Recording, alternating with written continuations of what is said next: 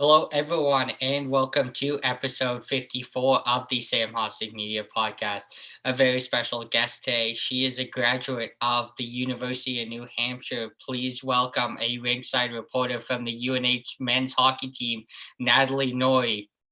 Thank you so much, Sam, for having me. I can't believe this is episode 54. That's awesome. Absolutely. So, first of all, obviously, we're still in the middle of a pandemic. So, how are you personally kind of handling this right now? Yeah, it's been a wild a wild ride to say the least. Senior year was crazy. The pandemic definitely interrupted the majority of any kind of schedule I had going on. But somehow I was able to manage getting a job. And I think about 3 weeks before I graduated, my classes were still online, and I actually packed up and moved out here to Duluth, Minnesota. So it's been good ever since I came out here. Restrictions have completely dropped. No more curfews, no more masks. A lot of vaccinations going around. So it's been good. It's definitely getting better, which I'm so happy to hear. And obviously, we'll get into that job opportunity in Duluth in a little bit. But first of all, you're from New Hampshire. So, talk about being able to attend the University of New Hampshire as a New Hampshire kid. Yeah, being a New Hampshire native and going to your state university, there's something really cool about it, a sense of pride. I think when I was 15 or 16, I went to my first UNH football game, and I think I went to a hockey game soon after, and I just kind of fell in love with the environment and just knew that that's where I wanted to be. I was juggling UNH and some Boston schools for a little bit, but I had kind of grown up with UNH hockey at that point. And I said, if there's an opportunity to go there, and the funny thing is, I went to UNH because I liked their athletics program, and the hockey team was pretty successful. So I ended up choosing to go there instead, and it was so awesome. And I miss it so much already. You said graduate of UNH, and it still stung because I feel like it hasn't sunk in yet. Now, what kind of made you choose this decision of getting into this career path? Yeah, that's a decision that was made a really long time ago. I think it was the 2011 Stanley Cup playoffs with the Bruins. I was watching with my grandpa, who had bone cancer at the time, and that's when he really taught me about the game. I was 12. And I really just kind of fell in love with the game at that point, and he passed away the following year. So knowing that the Bruins had won and I got to see it with him, and it really inspired me because the game really brought us together as a family. And I really loved that aspect of how it brings fans and camaraderie between people, and even rivalries is fun. So from that moment on, I was in love with the game, and I just decided, wherever my career takes me, I just hope it's somewhere around hockey. So that's kind of where that decision came from. Now, what does a typical day as a UNH ringside reporter look like? Um, well, I was also a student as well, so there was really no typical day. I mean, there was a game day that was typically Fridays or Saturdays, and there was a whole week of preparation that led up to it. So, I mean, I would probably just get up and start thinking about the game right away, probably watch some highlights from the previous night or the previous weekend. And then I really just kind of throw myself into notes right away and potential storylines to hit on, any kind of new information that's come out. But I get to the rink pretty early because I like to get into the mindset early on. Going live is not easy. It's hard. There's a lot of anxiety and pressure around it, and you want to make sure you're asking the right questions. So I show up pretty early and just try to get in the zone as quick as I can. And probably within 2 or 3 hours, we're getting ready for warm-up interviews and the pregame recordings and making sure everyone's on the same page, graphic, broadcast, stream-wise. And then, yeah, we just get down there and start doing the work. And basically, once the puck drops, you're in it. So it's pretty fun. It's exhilarating. Now, is there a player you got to interview over your time at UNH that you're kind of like, holy crap, I'm actually talking to this player right now? That's a really good question. I would say, oh, no offense to any of the current guys, but I actually went to Belfast for the Friendship 4 tournament, and I got to interview Ralph Cox out there. and he is just an absolute legend. And it was just so funny to see him in person. And I've seen Miracle a million times, and he was always the guy that the UNH guy. And it was just so like surreal to see him in person. So that was definitely probably one of my most memorable interviews with a UNH player, I'd say. Now, one guy that's historic on the men's side at UNH is Coach Umili. So, talk about seeing the legacy he had in college hockey. Oh yeah, Coach Umili is such a class act. He was really impactful. I only was with him 1 year working with him. But as I said, I kind of grew up watching UNH hockey, and I was able to familiarize myself with him at that point. And he's just such a classy guy. The way that he coached the game was just different and unique. And he was a really good family man. And I really respected him in all aspects of the game. And I remember on the last night of his last home game, I was just a freshman, probably 18. He didn't really know me. I didn't know him personally, but he came up to me and thanked me. And I thought it was crazy that he was thanking me, because I should have been the one thanking him for his 28 years at UNH. And he was just so respectful and classy. And I was really sad to see him go. But I still saw him through the years, and he seemed like he was enjoying retirement, all tan and playing golf in Florida or whatever he was doing. But yeah, he was great. And I was so fortunate to have a year with him. Now, for the Canadian listeners, obviously he was a legend with UNH, and I heard his name come up from the Spit and Chicklets podcast. Keith Yandel's brother Brian brought up a story about how Keith, when he was getting recruited to UNH, couldn't say Coach Umili's name, telling Brian that he had called him. So that definitely was a good one that I think Coach Umili might remember from years ago. But yeah, obviously, as a UNH student, how was it at times, or was it to balance the hockey aspect and the student athlete life? For me personally, Yeah. yeah, it was really, really a commitment, and I didn't realize the kind of time that I was going to have to devote to both. And if I'm going to be completely honest, I spent way more time in my work than I ever did in school. And I like to think of myself as a well-rounded student. I got good grades, made my parents proud, but I knew the reason I came to UNH was to pursue a career in hockey or whatever it would be. So that's what I set out to do. And it was hard to balance sometimes. I had to sacrifice a lot of personal life stuff because there were late night games on Fridays or Saturdays when my friends were doing things, or practices or away commitments. So it was really hard at times, but I grew to really love it because my job and my social schedule really revolved around hockey. And I don't think it could have been better than that. And I ended up making some really good friends on the team.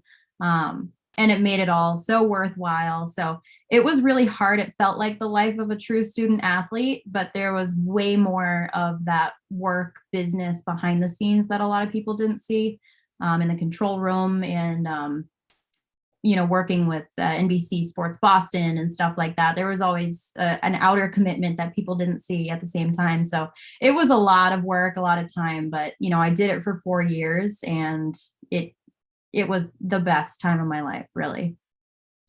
Now, as you mentioned, you kind of got into hockey about 10 years ago with your grandfather. So, over the last 10 years, who are some of the announcers in the Boston area that you've kind of grown up watching and tried to idolize after? Of course, there's Jack and Brick with the Bruins. Those are just two guys that you gotta love, because we have kind of the bragging rights of they were UNH grads themselves. And I was able to form kind of a relationship with Jack Edwards, and he's helped me immensely to where I am now as well. When I got this job offer, he was actually one of the first people that I called to tell. And they were just very classy, always been helpful and willing to help any UNH people. But yeah, I mean, I've always kind of been a hockey girl, so it's always kind of been those two guys.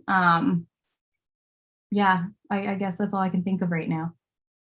Leaf fans absolutely love Jack Edwards. I mean, Love them. speaking as a Leaf fan, he's always got like the best takes on the game. I mean, especially in those series against the Leafs, he's always giving it to Leafs players. So we absolutely love it, Jack. But yeah, it's great.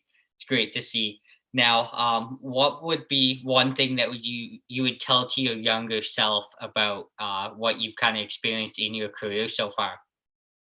Oh, you know what? My mom always tells me try to live your life and not regret anything. Do everything that you want to do. And I am confident in saying that I did everything that I wanted to do. Um, if I were to tell my younger self anything, it might be to put myself out there more. I tend to be reserved, and I used to be really shy when I was young. So it was kind of funny to choose this career path. But yeah, no, just put yourself out there. Don't be afraid to hear no, or to take a chance on something. I would say that school, I feel horrible for saying this, but school got in my way sometimes because I just wanted to take off in the work world. And yeah, so school was fine, but I think if work wise, put myself out there more and just kind of seized different opportunities, maybe not just at UNH, but maybe a couple more um, somewhere else, maybe that might have been different, but I'm happy with the way everything has turned out so far. Absolutely. Now, obviously, you've also done some work with Boston U and UMass Lowell. So talk about that a little bit. Yeah, so we had a great contact, Pete Soros, who now works with UNH again. Has been a really great role model as well, and a really great mentor to me. And he was working down at UMass Lowell, and it gave me this opportunity to come in and cover a game for UMass Lowell. And then through that, I also worked with BU, and I was going to cover the playoffs for them before COVID. And unfortunately, COVID just totally swiped those plans away. But I was so excited. And working with those schools, all of Hockey East is really really an electric conference because there you just see so many like really, really talented, skilled players on both the women's and the men's side. And like, there was potential that the Wild and the Avalanche were going to play each other at one point. And I thought, how cool is that? Because you get Matt Boldy and Alex Newhook, former line mates from BC, and they're going to play at opposite ends of the ice. There was just like, there's so much potential for really, really, really good players. And yeah, working with them, it was the same conference, but it's just like a different vibe working with the Boston and the Massachusetts schools. I don't know. It was great. It was definitely something I wish I had more of. So thanks, COVID. But yeah. Now, obviously, at UNH, how cool was it to be a part of that Hockey East really rivalry? There's so many rivalries in Hockey East that you see all the time. So how cool was it to be seeing these games all the time? Yeah, it's I love working these games because I have access to like different areas of the rink than people do. So I actually never attended a game as a fan unless they were away games. Um, and like our rival is Maine, and we always have white out the wit. So I remember one year both ends, basically the whole perimeter of the wit was just white packed, people screaming and yelling. And I just like, I got to be in and out of the tunnels, maybe in and out of the fan section. And it was just so incredible because it's like, this is the stuff that I used to watch when I was young. And here I am now covering the team that everyone's cheering for. So it felt really like kind of fulfilling. And I felt kind of grateful for these opportunities to see these games for sure. Now, obviously, working with the men's side of things, you get to see them all the time. But as a UNH student, did you get to watch many of the women's games and support them a little bit this year as well? Yeah, I watched a couple of women's games because a lot of my friends were actually friends with the women's team. And I used to go for that, but this past year, because COVID kind of prevented a lot of New England Sports Network games, so I couldn't really be ringside as much as I wanted to be. I actually got an opportunity to be the women's color commentary announcer for the women's team. And, once it's great working with the men's team and like developing relationships with them. But when you hang out with the girls and you get to figure out what they're like, they have so much personality, so much character. Their team is just filled with different identities, and they're so fun. And I actually learned to love this position because I was working with one of my closest friends as my play-by-play announcer. um, and just getting to know the women's team through this was so much fun. It was kind of like the cherry on top to my college experience.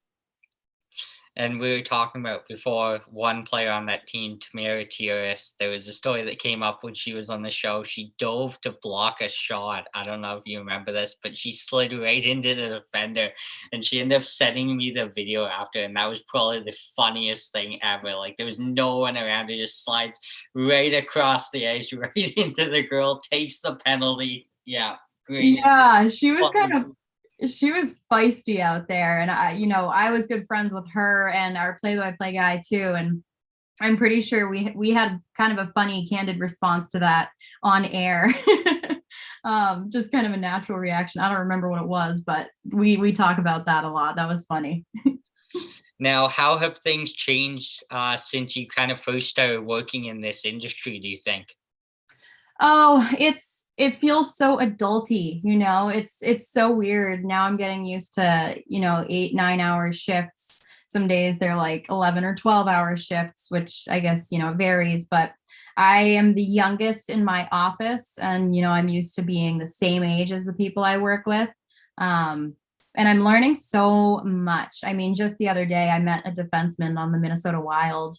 And I was kind of starstruck, but I kept it all internal because I was like, I'm at work, I'm on the job, it's really cool, but I'm here to do an interview and get a story. So it felt kind of surreal, and I feel like I've grown up so much in just like the 2.5 months I've been out here.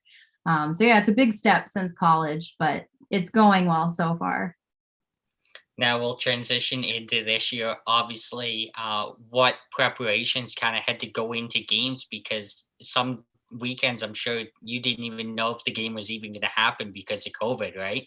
Oh my God, it was so hard. And Hockey East ended up having to do week by week schedules because there was so much turbulence and uncertainty with who was going to play or who was going to have to opt out of the weekend. And yeah, we didn't know anything because our press conference days were Wednesdays, and usually the Hockey East schedule would come out Monday or Tuesday. So, we didn't know if we were going to have press for the week or stories for the week. Really taught you to work on your toes, to transition fast if you needed to. But yeah, it was really hard, and there was a lot of frustration at first, but after I kind of got in the routine of doing the women's color commentary, I don't think I made it ringside this year at all because our crew would get COVID. Our crew got COVID and our team got COVID twice, I think. So I ended up having to direct and produce some of these games from the control room. So I kind of became a factor behind the scenes more than ringside. And that was a huge growing process too. Now, how did you kind of adapt from being a ringside reporter to having to sit in the control room and just do the broadcast from in there? It was it was a transition, and it gave me such a great appreciation for those who work behind the scenes because I was sitting in front of a board with a billion buttons, and I was having to cut cameras and talk to the talent and make sure commercials were rolling and playing replays. And if we had overtime or a shootout, oh my God, it was like you just had so much on your plate. And I'm like, how do they do this? I don't know how they did it. And I had to learn it through Zoom because my boss was home. My assistant boss was also home with the quarantine rules. So it was just me and one other person putting some games on the TVs. And it was just absolutely ridiculous. But I said it was kind of an intoxicating feeling at the time because you were the boss, you were totally in control.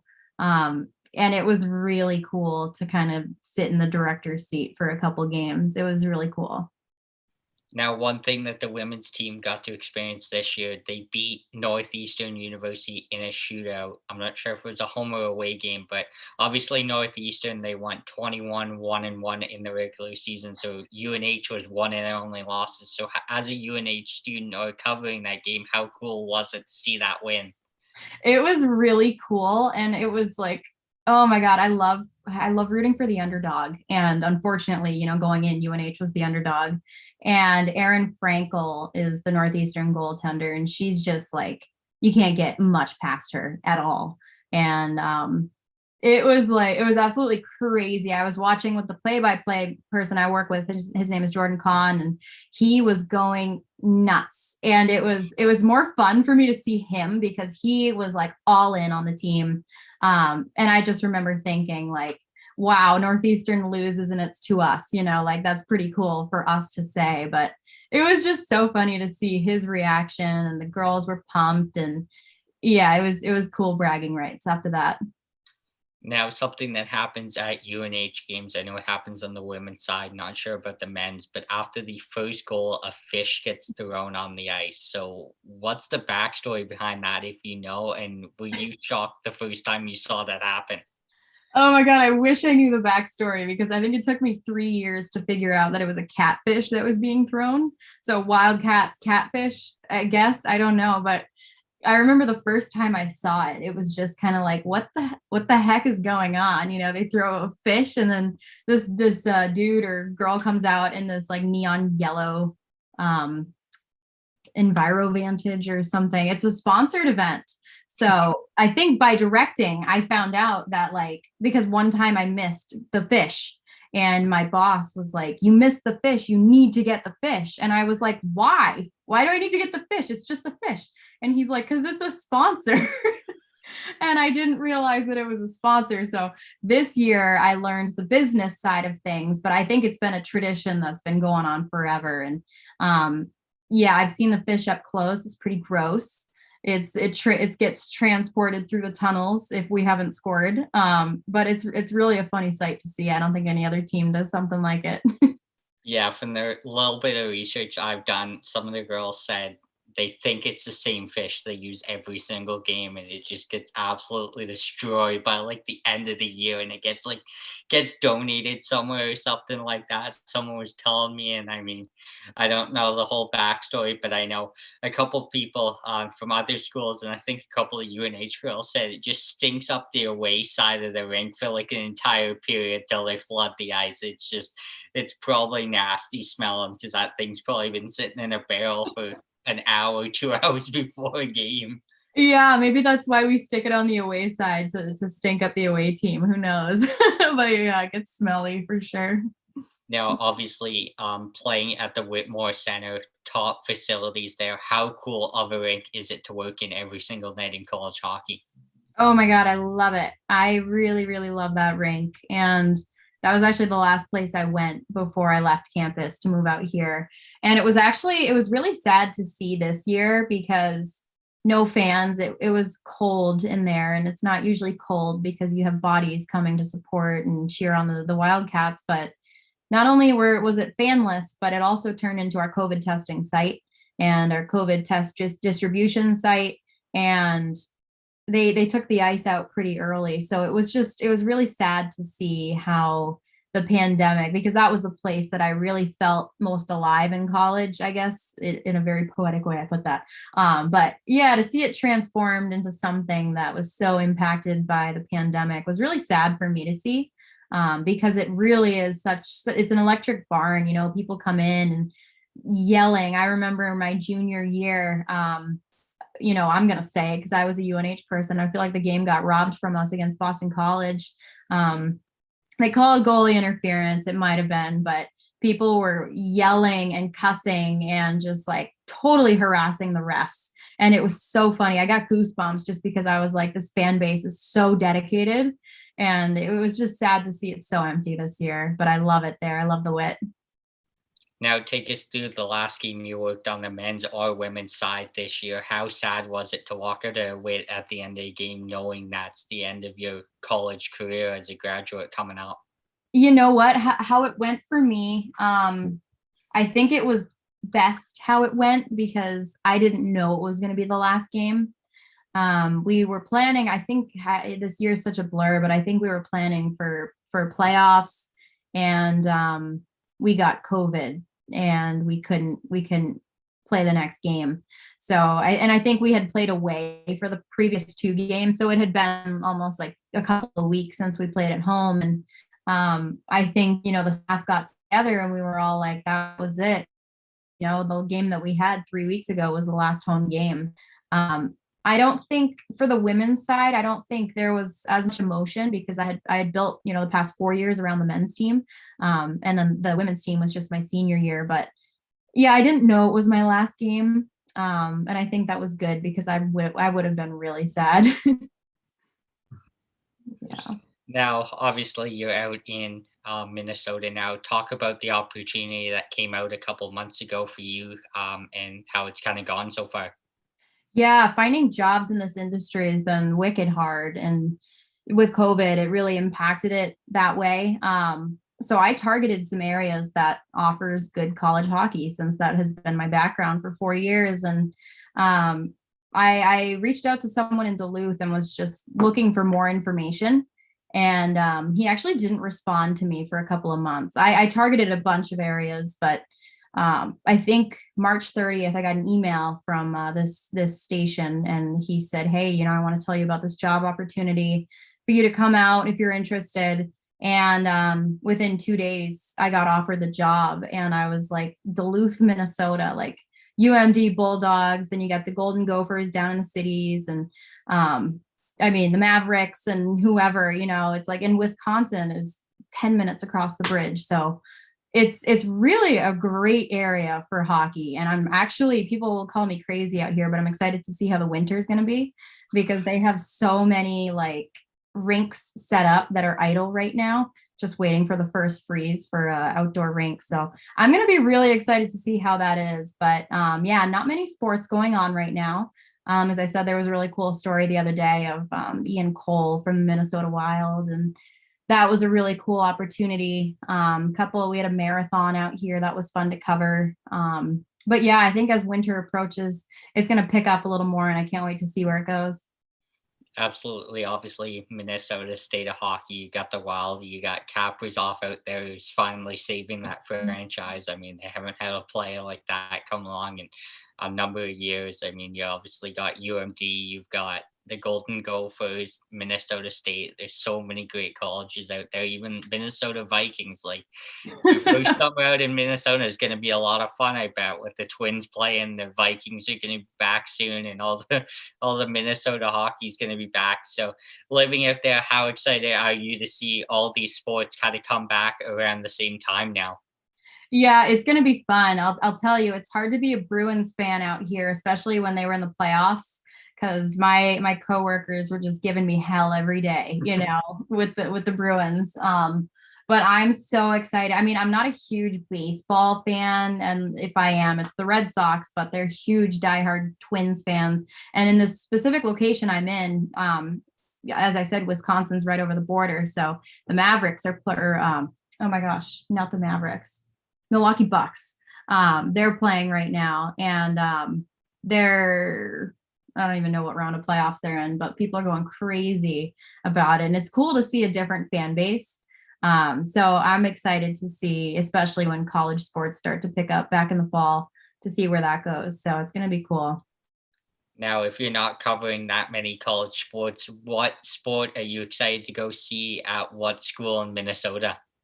I gotta say, it's UMD Bulldogs. It's the Amsoil Arena, right down the hill. Duluth is kind of on the side of a hill, and their arena is right on Lake Superior. It's actually a beautiful location. I have yet to go inside because it's doesn't have any ice in it right now. But I'm really excited to see what that is going to look like.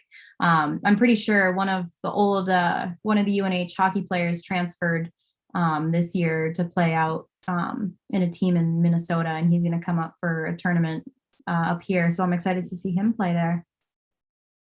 Now, who on the UNH team do you still keep in contact with, and who are you excited to see continue their careers at UNH? Yeah, some of my closest friends who I'm still in contact with are Angus Cruikshank, of course. He's a really, really good kid. Well, he's not a kid, I guess he's almost my age, but yeah, he's a good guy. I'm so excited to see what he does. Of course, Max Gildon. His grandfather and I actually developed a relationship through going to games and talking. So it's fun because I kind of have like his family that I talk to and then him as well. So he had a really great season in Bakersfield. And then I don't know what's going to happen with his schedule this year, but excited to see where he goes. And then my other friend, Kalle Eriksson from Sweden. I'm really excited to see, what UNH is going to look like for him because he was just starting to really, really take off this year, especially on the power play. So I can't wait to see what happens for him back at UNH. Hopefully, Shanko can learn how to skate after scoring a goal, though.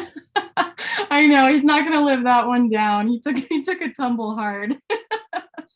Absolutely. Now, what are you looking forward to most in covering sports coming up in Minnesota? Is there a certain sport that you're looking to cover, or is it just kind of all over the board? Yeah, well, when I was speaking with my boss, he understood that my background is college hockey, and a lot of the people who are in the sports department now, one's really passionate about baseball, the other doesn't really care. But it sounds like they kind of want me to experience the college hockey out here. So I'm really excited to. I mean, we've got the Bulldogs, but right across the bridge, we've also got University of Wisconsin Superior. So I think they're a D3 program, but we also cover them heavily. So I'm excited to see, how it's going to look and get back into college hockey. Hopefully, look like a regular season again with fans and whatnot. So, yeah, I'm so pumped to be a part of the Bulldogs this year. Now, do you have an all-time favorite sports comeback, and how do you think it was covered in the media? Oh my gosh, an all-time sports comeback.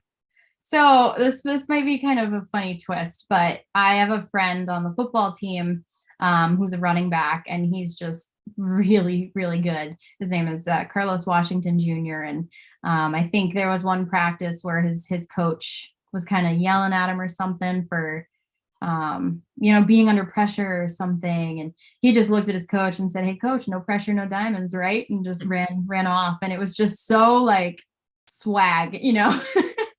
So I like that. Sometimes I carry that with me and even use it myself. But I can't think of any others. I mean, yeah, it's kind of hard to pinpoint one, but I liked that one from Carlos for sure.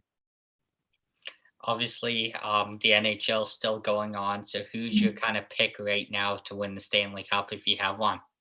I might get some hate for this, but I'm actually pulling for the Habs. I mean, I gotta say it because so the Lightning wins the COVID Cup last year. It's got to be more than just a bubble championship. So I'm Yeah. excited to see what's going to happen with them. Um, I would say that I want Tampa Bay to win that series because the Islanders beat the Bruins. So I want Tampa Bay to win. And then I want the Habs to win, who I think they're actually puck's going to drop in like 20 minutes for them. And then I'd like to see the Habs take it because they haven't won a cup since '93. I think Carey Price deserves it. He's super classy. Would love to see like Gallagher and those guys to get something. So yeah, I don't know how many people like that answer, but I'd like to see Montreal take it. Yeah, I mean, I think Vegas is gonna pull it out here. It's 8.5 minutes left in the first period. Vegas is out shooting them 5-4, but at least there's no goals yet, so we haven't missed much of that. But Oh my um, gosh, I'm still getting used to the time zone I'm in now. So yeah. It's 8 o'clock start in Montreal, 9 o'clock start in Vegas. I'm still getting used to it being up in Ontario, not like knowing the time zone differences. Why there's 9 o'clock games in Vegas, even though I've been to Vegas before and should know the time difference there. But I mean, it's cool to see all these different playoff games. I hated at the start how there was games at like 12 o'clock on like a Sunday afternoon. Like, why do you have the Islanders and Penguins playing at 12 o'clock and then a 9:30 game later that night? But I uh, know it's so hard to follow, especially, I mean, it's only an hour for me from where the Bruins were playing, but like my mom would text me and like I'm delayed out here and she's like, "Oh shoot, Islanders scored." And I'm like, "I didn't know that yet. Like, don't blow it for me." Yeah. So it's an adjustment, but yeah, let's go Habs. Now, a player in Hockey East that unfortunately a season didn't end the way everyone kind of thought it would with the Colorado Avalanche that you got to talk to is Alex Newhook. So talk about seeing him play and getting to interview him. Yeah, he was really cool. So I remember when Hockey East told me that I would be interviewing him. I did a little research because I knew the name but he's younger than I am. So typically I'm kind of on my game when it comes to knowing the guys around my age. But he was like 2 years younger. So I had to do a little Googling. Sorry, Alex. And ended up like rejogging my brain as to how talented of a player he was. And I was like, wow, this is going to be really cool to get to talk to him. I think, we had like a half an hour conversation, and he was just, all hockey players tend to be this way, but just very humble, very classy, very family oriented, humble. I don't know if I already said that, but I really like talking to him. He has a really good personality, really good interview. So it was like there was not a dull moment in the interview at all. And yeah, he seeing him play, part of me like was kind of biased because I was like, oh, there's Alex. I interviewed him, I got to know him, and um, in Boston College, I was kind of rooting for him underground because I was like, if they win, I won't mind because I like talking to him. But yeah, no, seeing him and scoring his first goal in the NHL too was just so cool because it's like you kind of get to watch these guys grow up a little bit. And then, seeing him go out there and then score his first NHL goal in the Stanley Cup playoffs is just, I was so happy for him. And I was really hoping the Wild would win because I wanted him and Boldy to play because Boldy started to get some recognition around here during that time. And I was like, hey, I know him. I worked with him. That was really cool. So I was hoping to see that. But Alex was a really, really good guy, funny, really good personality. Really good player. So I'm excited to watch him next season too. Might have to get a jersey. Now, another player that you would have seen at your time at UNH was Spencer Knight with Boston College. I think honestly, he's probably one of the more underrated players in college hockey. I mean, he came in and just like kind of took off for the um, Florida Panthers this year in playoffs. So, how cool was it to see the success he had and Montreal's winning? Oh my gosh. Yep. See, you're ahead of me. See, I didn't see that. Spencer Knight. Yeah, he was always very like calm, cool, and collected in between the posts. And he was like, I don't know, I could never get like a really good read on him. I never spoke to him personally. But he was like a non-telepathic player. Like you never knew what he was thinking, never knew if he was frustrated or if he was happy because he just kept it even keel all the time. So seeing him play, he was kind of like poster child, I feel like, for what a goalie should be like. And yeah, seeing him take off again, it's just one of those situations where you kind of feel like proud. It's like I got to watch you play, and now like you're at the next level, you're accomplishing your goals and dreams. It was really cool, and it's so cool to know that I was part of these experiences and that I have like a few people on some NHL teams that I got to work with in my time. So it's really, really cool. And it's so happy to see them doing well. So the update: Shea Weber got the goal for the Canadians. That goes to the playoffs, so that's good for him. But before we wrap up here, what advice would you give to someone at UNH going into the program you were in? Obviously, you went through it for 4 years. So, what's the best advice you can give to someone going into that program?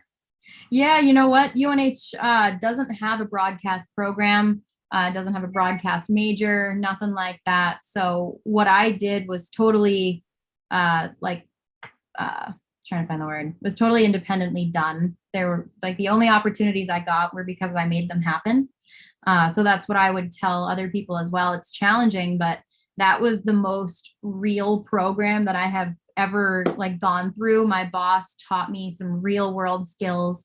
He taught me how to do things from pre-game to post-production, editing, all that stuff. I learned absolutely everything in 4 years. And it's because I went for it. I saw the door, and I went for it, and I just kept going. And I knew that it was all for the end goal. And I'm not there yet, but I know that the experience I had at UNH was all just because I dedicated myself to it, made those sacrifices. Got to do what you got to do, and it totally paid off. So I would say just take the chance, be confident in your decisions, regret nothing, and have fun with it. Absolutely. Well, on behalf of the listeners, I'd like to thank Natalie for coming on here, and we wish you the absolute best of luck in Minnesota next year. And hopefully, you don't get too invested in the UMD Bulldogs as you UNH girl at heart. Yes, no, thank you, Sam, for having me. This was a lot of fun, and I'll always be a Wildcats fan, so I won't switch